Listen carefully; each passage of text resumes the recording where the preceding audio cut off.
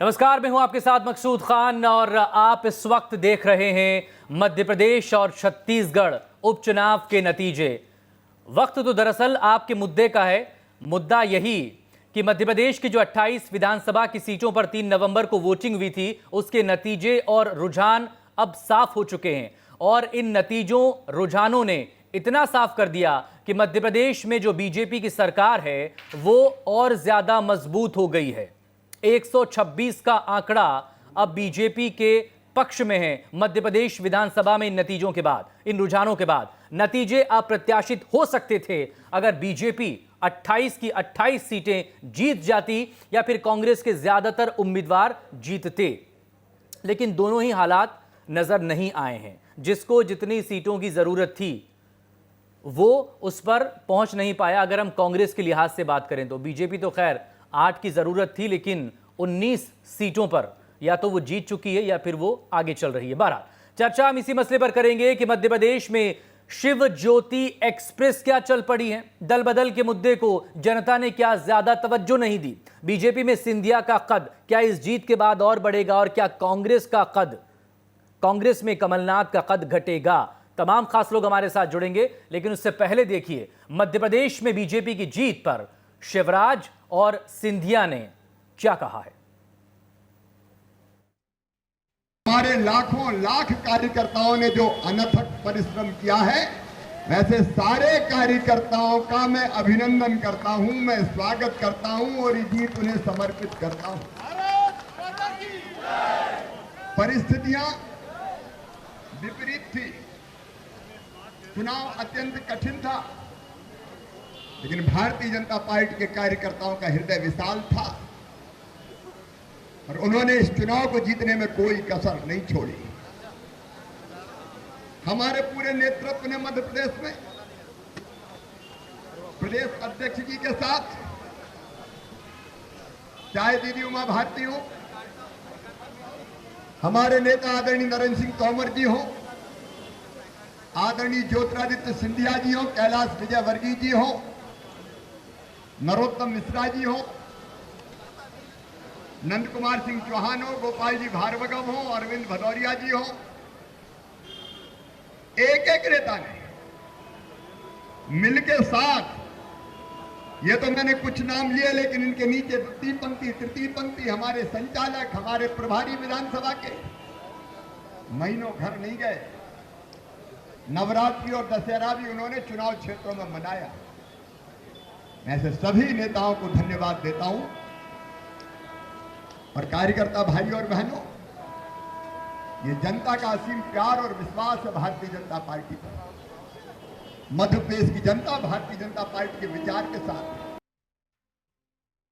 कि जैसे आपने और हमने अभी 10 दिन पहले भी चर्चा की थी, मैं भारतीय जनता पार्टी का कार्यकर्ता हूँ और उसी हैसियत से इस चुनाव भी में हमने काम किया है। जो जनादेश आया है भारतीय जनता पार्टी के पक्ष में, जो अभूतपूर्व जनादेश आया है, 20 सीट, करीब 20 सीट हम लोग जीते हैं 28 में से। ये स्पष्ट जनादेश के लिए मैं मध्य प्रदेश की जनता के प्रति पूर्ण रूप से नतमस्तक हूँ। गद्दार कौन है, ये मध्य प्रदेश की 8 करोड़ जनता ने स्पष्ट कर दिया है। गद्दार कमलनाथ और दिग्विजय सिंह जी हैं, जिन्होंने भ्रष्टाचार का अड्डा वल्लभ भवन को बना दिया, जिन्होंने विकास और प्रगति के रास्ते से हटकर पूर्ण रूप से स्वतः की रास्ता अपनाया। और ये स्पष्ट जनादेश भाजपा के पक्ष में और कांग्रेस के विरुद्ध स्पष्ट आ चुका है। बहुत कुछ साफ हो गया आज। तमाम खास लोग इस वक्त हमारे साथ मौजूद हैं चर्चा के लिए। चुनावों के, उपचुनावों के विश्लेषण के लिए वरिष्ठ पत्रकार, राजनीतिक विश्लेषक शिव अनुराग पटेरिया जी हमारे साथ मौजूद हैं। गोविंद मालू साहब बीजेपी का पक्ष रखेंगे, कांग्रेस की तरफ से प्रदेश उपाध्यक्ष हैं योगेश यादव जी। बहुत स्वागत है आप तमाम लोगों का। सबसे पहले योगेश यादव जी, आज बात आप ही से करेंगे, इसलिए क्योंकि जो अंदाज ज्योतिरादित्य सिंधिया का आपने सुना है, तो क्या मध्य प्रदेश की जनता ने जनादेश पर जो मुहर लगाई है, इसको लेकर एक पहली प्रतिक्रिया जरूर दीजिए। क्योंकि आप ये कह रहे थे कि मध्य प्रदेश की जनता को तय करना है कौन टिकाऊ है, कौन बिकाऊ है, कौन खुददार है, कौन गद्दार है। देखिए, चुनाव के परिणाम तो जो आना है वो आ जाते हैं और हार और जीत इतिहास को बदलने का अवसर नहीं होती। मैं एक बहुत गंभीर बात कह रहा हूँ कि इतिहास के पन्नों में जो दर्ज हो चुका है वो दर्ज रहेगा कि कौन गद्दार है, कौन खलनायक है। जनता का जो निर्णय हमें प्राप्त हुआ है हम उसको शिरोधार्य करते हैं, लेकिन धोखेबाजी कांग्रेस के साथ किसने की थी ये इतिहास के पन्नों में हमेशा दर्ज रहेगा। इसको ना आप मिटा सकते हैं ना मैं मिटा सकता हूँ। ठीक है, जो भी परिणाम आए हैं जनता तक हमारी संवादहीनता हुई होगी, हम अपनी बात को कम्युनिकेट नहीं कर पाए होंगे। ये हमारे आत्मचिंतन आत्ममंथन का विषय है कि लेकिन बहुत जो सारे कॉन्फिडेंस आज सुबह तक नजर आ रहा था 28 सीटों पर जीत का, आखिर वो 28 सीटें 9 के आंकड़े में कैसे सिमट गई? 8 और 2 तो 10 होते हैं, यहां तो 7 और 1 8+1 का मामला हो गया। मकसूद जी, ये बात कांग्रेस के लोग हम बहुत पहले से कहते हुए आए हैं कि ईवीएम मशीन की संदिग्धता को नहीं नकारा जा सकता। यदि बिहार में आप देख रहे हैं कि आप ही का मीडिया, न्यूज नेशनल चैनल्स और सभी वहां 1.5 बहुमत से तेजस्वी यादव को जिता रहे थे, एग्जिट पोल में जिता रहे थे और अब बराबरी पर चल रहे हैं, तो कहीं ना कहीं से मशीन की प्रणाली पर संदिग्धता उत्पन्न होती है। और जिस तरीके से अभी लीड देखने को मिल रही है, प्रभु राम चौधरी 63,000 से जीते या कोई 35,000 से जीता बीजेपी का कैंडिडेट, तो मैं सर्वे और दावे के साथ कह सकता हूं कि यदि इसका आकलन और सर्वे किया जाए तो ऐसा लगता नहीं है कि जीत इतनी बड़ी संभावित है। ये एक शंका है हमारी। निश्चय ही हम चलिए, जनता ने निर्णय दिया, हम सच को स्वीकार करते हैं, विपक्ष में रहेंगे लेकिन जनता के लिए प्रतिबद्ध होकर कार्य करेंगे, जनता के लिए भूमिका निभाएंगे।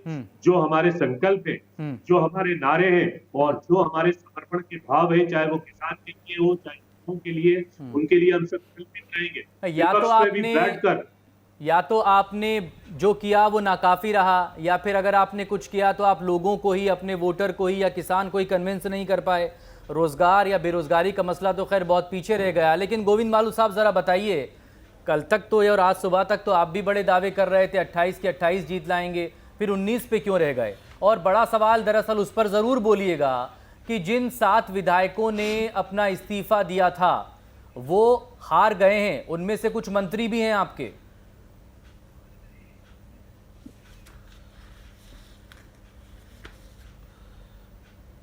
लोकतंत्र में जनादेश का सम्मान सभी को करना चाहिए, कांग्रेस को भी करना चाहिए, हम भी कर रहे हैं।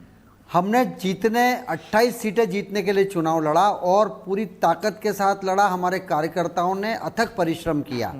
इसी का परिणाम है कि कई जगह पर जो हमको वोट का जो प्रतिशत भी बढ़ा, और हमने पहले ही कहा था कि जब वोट का प्रतिशत ज़्यादा होता है तो भारतीय जनता पार्टी के वोटर्स और भारतीय जनता पार्टी के पक्ष के लोग ज़्यादा निकल के आते हैं, वोट का प्रतिशत ज़्यादा होता है। हम जीतने के लिए कर रहे थे, ठीक है। 19 सीटें अभी तो लास्ट टैली आना बाकी है कि 19-20 जो भी मिलेगी हम उसको शिरोधार्य करते हैं, और जहां भी हमारे उम्मीदवार हारे हैं उसका हम समीक्षा भी करेंगे, आकलन भी करेंगे। लेकिन बहुत ज़्यादा अंतर उनकी हार का, लेकिन मंत्री भी तो हार गए, ज्यादा नहीं रहा। जो जीत मंत्री भी हार गए या फिर उनकी हार की घोषणा होनी बाकी रह गई है। स्थानीय समीकरण देखिए, विधायकों में मंत्री भी थे, विधायकों में सारे मंत्री नहीं हारे हैं और अभी तो घोषणा होना बाकी है। लेकिन कुछ लोग जो पीछे चल रहे थे वो उसमें से हमारे कुछ स्थानीय समीकरण, स्थानीय कुछ कारण वो भी काम आए उसमें, और काफी कम अंतर रहा। हम उसकी समीक्षा करेंगे, हम कहाँ फिर वैसा अगर कम अंतर आप ढूंढेंगे तो भांडेर जो विधानसभा है, पटेला जी से चूंकि इस पर बात कर लेते हैं, पटेला जी के पास और ज्यादा डिटेल्ड आंकड़े इसके होंगे। पटेला जी, भांडेर को लेकर सबसे पहले बता दीजिए, अगर बहुत थिन मार्जिन को लेकर बात कर रहे हैं, जीत हार को लेकर, तो 161 वोटों की कुछ हार जीत जो है वो इलेक्शन कमीशन की वेबसाइट दिखा रही है भांडेर में, रक्षा सिरोनिया बनाम फूल सिंह बरैया। तो ये चीज़ क्या है? और दूसरा ये कि बीजेपी ग्वालियर चंबल की 7 सीटों को हारी है, मतलब ऐसी सीट जहां पर विधायकों ने इस्तीफे दिए थे और वापस चुनाव में गए तो वो हार गए। देखिए 100 से आसपास की जो सीटें कई बार उन पर सवाल खड़े होते हैं। विक्रम वर्मा केंद्रीय मंत्री, उनकी पत्नी, उनका नाम याद नहीं आ रहा, वो धार में एक वोट से जीती थी। उसके पहले विजय लक्ष्मी साधो भी बहुत कम अंतर के साथ जीती थी। जी जी जी जी योगेश जी। तो कुल मिलाकर मुझे लगता है कि कई बार ऐसे सवाल उठते हैं। हाँ नहीं, हाँ जी, मैं तो आपका आदर करता हूँ, आप मेरे मित्र हैं। तो सबसे बड़ी बात है कि जब इस तरह की जीत होती है तो लगा सवाल खड़े होते हैं। मुझे लगता है इसमें एक ट्रांसपेरेंट सिस्टम के साथ में चीज़ों को सामने लाना चाहिए। अगर प्रतिपक्षी उम्मीदवार अगर ये कहता है कि उसे काउंटर होना चाहिए, वो मांगे या ना मांगे, आपको खुद रिकाउंटिंग करना चाहिए, क्योंकि ईमानदार होना एक अलग बात है और ईमानदार दिखना एक अलग बात है। क्योंकि जब आप सत्ता में होते हैं तो एक सहज सवाल खड़े हो जाते हैं कि आप को साथ में कुछ ना कुछ हुआ है। उसका कारण भी है, एक सॉलिड बेस है। मध्य प्रदेश की पीछे चल रही एक मंत्री है इमरती देवी, उन्होंने कहा था कुछ सीटें तो हम कलेक्टर हमें जिता देंगे। तो जब इस तरह की अनर्गल बयानबाजी की जाती है तो आधार मिलते हैं। वो खुद ही अभी उलझी हुई है जीत हार के फेर में, हजारों वोटों से पीछे चल रही हैं। और इस पर प्लीज आप बोलिएगा पटेरिया जी, क्योंकि अब आखिर के जो हफ्ते भर से ज्यादा का टाइम था, वो तो पूरा एक इमोशनल कार्ड में ही गुजर गया और उसके फोकस पर इमरती देवी ही थी और वही स्ट्रगल कर रही हैं। औपचारिक घोषणा होनी बाकी, लेकिन करीब करीब हार चुकी हैं वो। मकसूद साहब, युद्ध में जो सबसे आगे रहते हैं, हारावल दस्ते में होते हैं, जो विवादों में रहते हैं, अक्सर उनको ऐसे इस तरह की चोटें खाना पड़ती हैं। दरअसल ये कहा जाता है कि मिडिल रेंज में रहिएगा, क्योंकि जब फ्रंट में रहेंगे तो कांग्रेस ने भी पूरी ताकत वहां लगा दी और फिर कहते हैं ना, घर में लगा दी आग, घर के चिरागों ने, उनके समधी ने तुमको हराया है, तो भाई विधायक इस तरफ रहे या उस तरफ रहे कि विधायक तो रहेंगे। दूसरी बात है, इमरती देवी का बड़बोलापन खा गया। एक बार उन्होंने अपने एक कार्यकर्ता से कहा था कि तुम्हारी छाती में हैंडपंप गाड़ दूंगी या लगा दूंगी या आंखें फोड़ दूंगी। मुझे लगता है ये अहंकार किसी का नहीं होता, रावण का अहंकार भी नहीं हुआ है। अगर आप मंत्री हो गए हैं तो आपकी वाणी में और विनम्रता हो जानी चाहिए। लोग कहते हैं जब फल लगते हैं, यानी पद पे आप होते हैं, तो पेड़ झुक जाता है, इंसान को भी झुक जाना चाहिए। और निश्चित तौर पर मध्य प्रदेश की राजनीति में, चाहे वो कैलाश जोशी जी हों, चाहे मोतीलाल वोरा हों, ऐसे बहुत ही अजात शत्रु किस्म के चेहरे रहे हैं। शिवराज सिंह चौहान को लीजिएगा, वो वाणी में एक संयम रखते हैं, कम से कम उस अभद्र और अशिष्ट शैली को अख्तियार नहीं करते हैं जो राजनीति का हिस्सा बन गई है। आइटम है, नालायक हैं, लायक हैं, इस तरह की बातों से मुझे लगता है एक बड़ा क्लियर मैसेजिंग आया है कि विवादों से दूर रहिएगा, अपना काम करिएगा, जो आपका असाइंड जॉब है वो करिएगा, तो लोग आपको पसंद करेंगे। अगर आप असाइंड जॉब से आगे जाएंगे, अनर्गल भाषा सिर्फ आप टीआरपी बटोरने के लिए या चैनलों पर डिस्कशन का हिस्सा बनने के लिए सुर्खियां बन जाती हैं, तो लेकिन उसके बाद तो फिर बड़ा मैसेज है। लोग भी समझदार हैं, इस मामले में कोई शक नहीं। लेकिन दीप्ति चौरसिया हमारी संवाददाता राजधानी भोपाल से हमारे साथ जुड़ गई हैं। तो दीप्ति, बताएं जरा, बीजेपी की तो लगातार दिन भर की तस्वीरें हमने देखी हैं, कांग्रेस में क्या चल रहा है इस हार के बाद? समीक्षा की बात तो कही जा रही है, लेकिन हो क्या रहा है?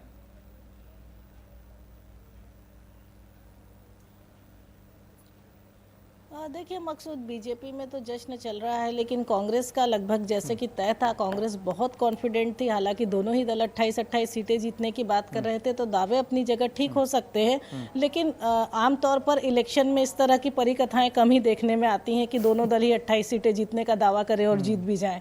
तो कांग्रेस में तो ये स्थितियां रहीं कि सुबह सभी बड़े नेता भी कांग्रेस के ऑफिस में जुटे थे, जिसमें पूर्व मुख्यमंत्री कमलनाथ, पूर्व मुख्यमंत्री दिग्विजय सिंह, विवेक तनखा राज्यसभा सांसद, तो ये सारे नेता वहां पर जुटे हुए थे। काफी देर तक उन्होंने 2-3 घंटे वहां पर रुके और उसके बाद सभी अपने घरों के लिए निकल लिए। दिग्विजय सिंह ने जो है बड़े सधे हुए अंदाज में ईवीएम पर निशाना साधा। तो वहीं शाम को जो है पूर्व मुख्यमंत्री कमलनाथ ने एक ट्वीट करते हुए ये कहा कि जनता का जो भी फैसला है वो उनको सिरोधार्य है, वो उसे मानेंगे। तो कुल मिलाकर कांग्रेस में अब सिर्फ ये स्थितियां बची कि सबसे पहले तो 15 साल बाद सरकार बनी, तो 15 महीने में क्यों गई, इसको लेकर कहीं एक समीक्षा शायद उन्होंने पहले करी होगी। और इसके बाद कल जो है कांग्रेस की एक विधायक दल की बैठक है, तो हो सकता है कि कांग्रेस अब जो अपनी अगली रणनीति तैयार करे वो सिर्फ इसी पर तैयार करे कि विपक्ष के तौर पे पूरे तीसरे चुनाव बाद 15 साल बाद उनके पास काफ़ी अच्छे नंबर हैं, तो एक मजबूत विपक्ष के तौर पर वो बीजेपी को या सरकार को किस तरह से घेरेगी। हालांकि चुनाव के परिणाम कई सारी सीटों पर बड़े अप्रत्याशित हैं। कांग्रेस ने जो कैंपेनिंग की शुरुआत करी थी उससे कैंडिडेट बनाम पब्लिक की स्थितियां कुछ सीटों पर तो बनी, लेकिन बाकी सारी सीटों पर, खासकर ग्वालियर चंबल से बाहर की सीटों पर कांग्रेस उस तरह की कैंपेनिंग को बिल्कुल भी लोगों के जनता के मानस को इस तरह से नहीं सेट कर पाई जो उसने ग्वालियर चंबल में किया। और खासकर उसके जो अप्रत्याशित से रिजल्ट देखने को आए वो मुरैना में आए। ग्वालियर में हालांकि अभी नतीजे नहीं आए हैं, लेकिन उसमें भी 2 सीटों पर बीजेपी पीछे चल रही है।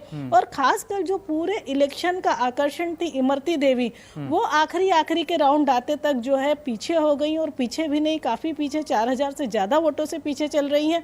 तो अभी उनकी जीत को लेकर सवाल है, बल्कि ये कह सकते हैं कि पूरा इलेक्शन कैसा था, जनता ने क्या मैंडेट दिया, या जनता किस अंदाज में सोच रही थी कि आइटम ने बीजेपी को तो भरपूर जिता दिया, लेकिन इमरती देवी खुद हारती हुई फिलहाल दिखाई दे रही है। मकसूद, ठीक, आप बने रहिएगा प्लीज। योगेश यादव जी, जरा बताइए अब कि कहाँ तो शुरू किया था आपने ग्वालियर चंबल में एक आगाज़ को, जैसा कि हमारी संवाददाता भी बता रही हैं, लेकिन उसके बाद आखिर क्या वाकई में आपकी कैंपेनिंग चुनाव से बहुत मतलब राह से भटक गई, ट्रैक से भटक गई?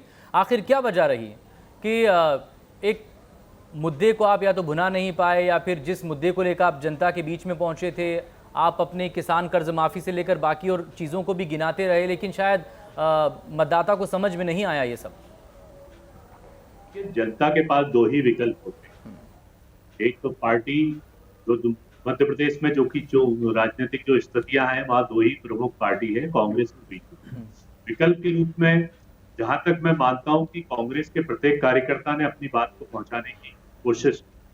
हम तो उस बंजर भूमि के शिकार थे कि जिस बंजर भूमि पर हमें लेकर पहले उस बंजर भूमि को हमें फाड़ना पड़ा, फिर सींचना पड़ा, फिर बीजारोपण करना पड़ा, फिर उस पर पौधा आया।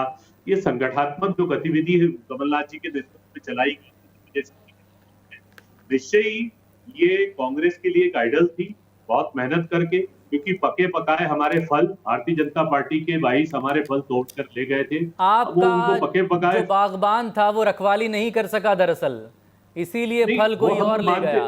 चौकीदार मजबूत होना चाहिए।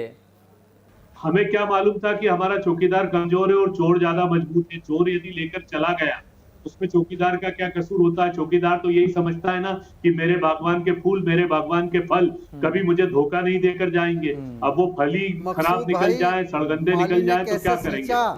बागवान की भावना तो यही रहती है, भगवान की भावना तो ये रहती है। लेकिन दूसरी बात है मकसूद जी, मैं इस कारण को किसी भी हालत में नहीं नकारूंगा कि जब तक इस देश के अंदर ईवीएम प्रणाली रहेगी, जब तक इस देश में प्रजातांत्रिक मूल्यों को हम पवित्र नहीं कह सकते।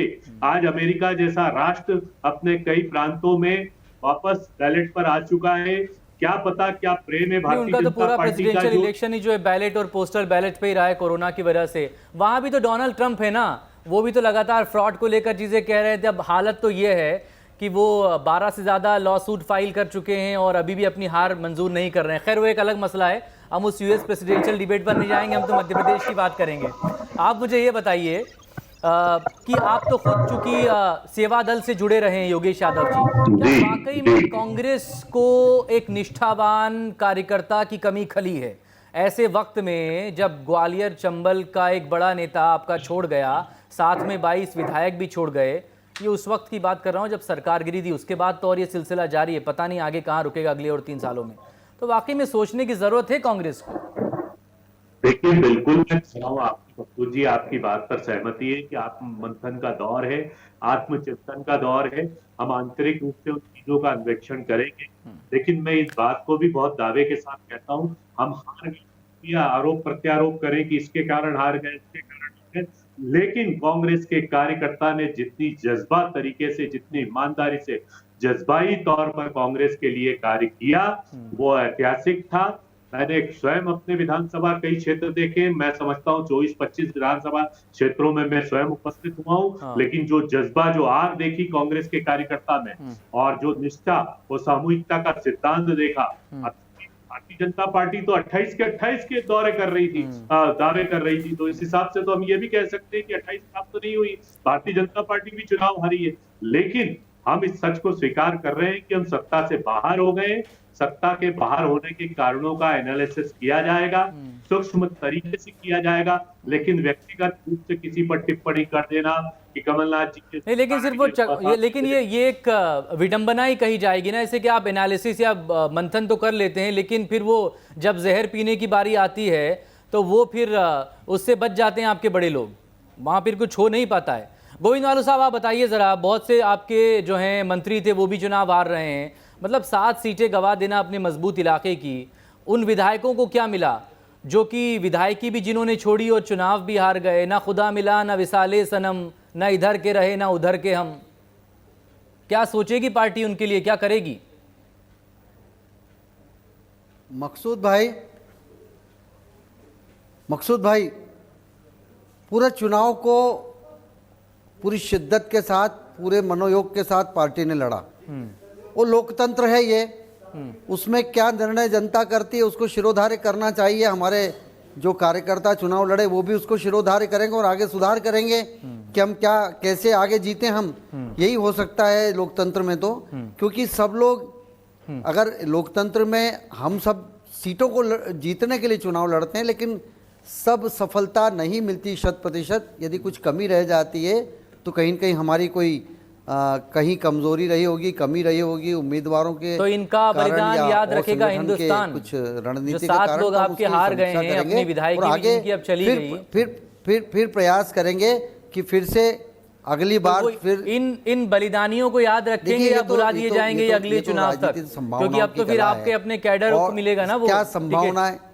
क्या देखिए, हर कार्यकर्ता के लिए काम है, कैडर में हर कार्यकर्ता के लिए काम है और हर काम के लिए कार्यकर्ता, इसलिए किसी को कोई परेशानी नहीं है। अभी भी उनके पास अच्छी बात है। पटेला जी से बात करेंगे। मंत्री बनाए, विधायक थे, फिर अभी चुनाव लड़े, टिकट मिला, चुनाव लड़े। पटेरिया जी से बात करेंगे। हमारे यहाँ काम बहुत है करने को। 1.5 से 2 मिनट बचा है तो मैं चाह रहा हूँ दरअसल पटेरिया जी से मैं बात कर लूँ इसको एक एनालिटिक्स के तौर पर, एनालिसिस के तौर पर। पटेरिया जी ज़रा बताइए, कुछ सीटों पर तो अप्रत्याशित जिसे जीत करार दे रहे हैं या रिजल्ट खुद योगेश जी भी, और ये दिख भी रहा है। मतलब पिछली बार में जो वोट ला पाए थे ये जो मौजूदा जो जीतने वाले लोग, जो मंत्री भी थे, ये एक बड़ा ड्रास्टिक चेंज आया कैसे? ये प्रभुराम चौधरी की जीत हो, तुलसी सिलावट की जीत हो, ये कुछ ऐसे चेहरे, ऐसे नाम है, गोविंद सिंह राजपूत हों,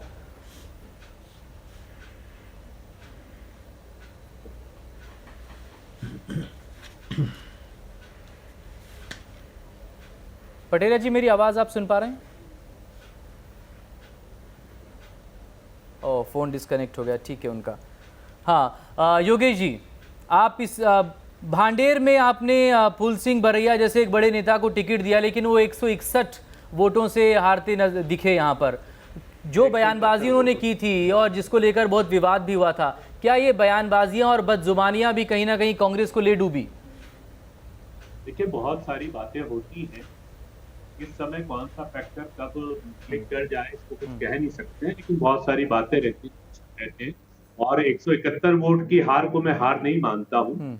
इसमें बहुत सारे सरकारी मशीनरी के भी फैक्टर होते हैं। सरकारी मशीनरी ही 200-500-1000 वोट की तो मदद कर देती है। तो मैं फूल सिंह बरैया की हार को स्वीकार नहीं करता हूँ और फूल सिंह बरैया की हार को मैं हार नहीं मानता हूँ।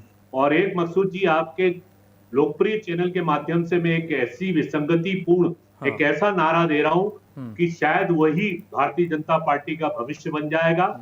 और ये मेरा एक शब्द है, यही शायद आने वाले समय में भारतीय जनता पार्टी की तस्वीर बनेगी। मैं आज से, मतलब कल से, जब ये लोगों को पूर्ण बहुमत प्राप्त हो गया है, तो ये मानकर चलिए कि कांग्रेस युक्त भाजपा और भाजपा मुक्त भाजपा हो गई है। इस बात पर आप गौर कीजिएगा। ये कहिए कि कांग्रेस युक्त हो गई हो, क्योंकि ज्यादातर तो कांग्रेस में चलेगा। एक फाइनल कमेंट दे दीजिए। युक्त भाजपा, वो 11 तारीख मुक्त भाजपा, इसकी भाजपा का ये बताइए कि 2023 की तैयारी करेंगे इसकी तो चिंता कमलनाथ कांग्रेस जी को नेता करने बने की रहेंगे जरूरत या नहीं फिर है। किसी नए युवा को मौका क्या मिलेगा मुक्त और क्या युक्त हो या गया? अलग अलग लोगों को जिम्मेदारी मिलेगी? देखिए 2023 का चुनाव हम लोगों के लिए बहुत बड़ी चुनौती रहेगी और नेतृत्व कमलनाथ जी या कोई और, इस बात का कोई संशय नहीं होता है। कांग्रेस संगठनात्मक तरीके से कार्य करती है।